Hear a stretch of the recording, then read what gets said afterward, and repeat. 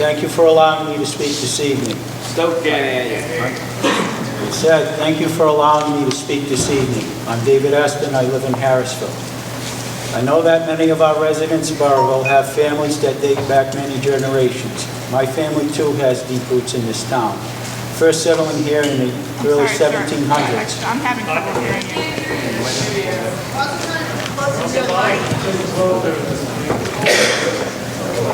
Try this again.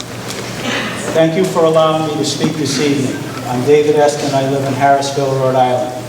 I know that many of our residents in Burrillville have families that date back many generations. My family, too, has deep roots in this town, first settling here in the early 1700s. A member of the first town council, founded in 1806, was John Asen. The reason I mention this is to make a point. What I have to say tonight has no more significance than that of the person that moved here yesterday. Electricity is a part of our everyday lives, and it is often taken for granted. In the near future, the region will experience an energy shortfall of 4,200 megawatts with the closing of plants such as Great Point, a coal-fired facility in Somerset, Massachusetts, and Pilgrim Station, a nuclear-powered site in Plymouth, Massachusetts. Some people are in favor of making up this shortfall through a renewable resource approach. I too have looked into these options, and this is what I have found. In St. Petersburg, Florida, Duke Energy has covered a parking garage with 318 solar panels, producing 100 kilowatts of electricity. A kilowatt is 1/1000th of a megawatt. In Kansas, BP Wind Energy will install 262 wind turbines on 66,000 acres, producing 314 megawatts. In addition, these renewable systems require a battery backup system to compensate for low production due to lack of wind and darkness. The largest battery backup system in North America is in Texas with a maximum storage capacity of 43 megawatts. Given these numbers, it would take 833 wind turbines or 3,180,000 solar panels to equal the 1,000 megawatt capacity of the Burrillville project. Yes, there has been significant progress in renewables of late, but I feel the capacity does not exist yet, and the logistics of such a project would be challenging to say the least. As I drive around town, I see many signs in opposition to the new plan, but I see many more houses with no signs. I'm curious, what do those families think about the proposed project? Residents living near this site have raised concerns about the proposed projects, specifically increased noise and environmental impact. There will be evidence given to the citing board by various agencies regarding these concerns. Emissions coming from the plant are another concern raised. By replacing Great Point, a coal-fired facility, with the proposed plant, which would use state-of-the-art emission control technology, making it among the cleanest natural gases plants in the country. The result would be a significant reduction in greenhouse gases to the region.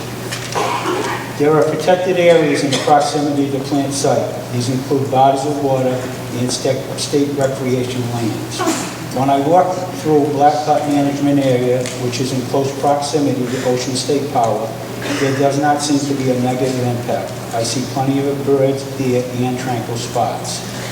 Some have questioned whether such a project would compromise the quality of the drinking water drawn from Scituate Reservoir and Wallum Lake.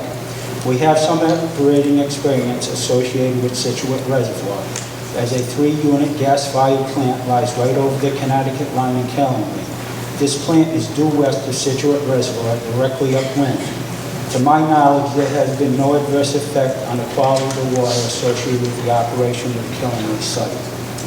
Up to 200 acres will be clear-cut to make way for the proposed project. People have clear-cut sections of forest for generations. Walk through the woods. Everywhere you see a stone wall that once was a field made by clear-cutting.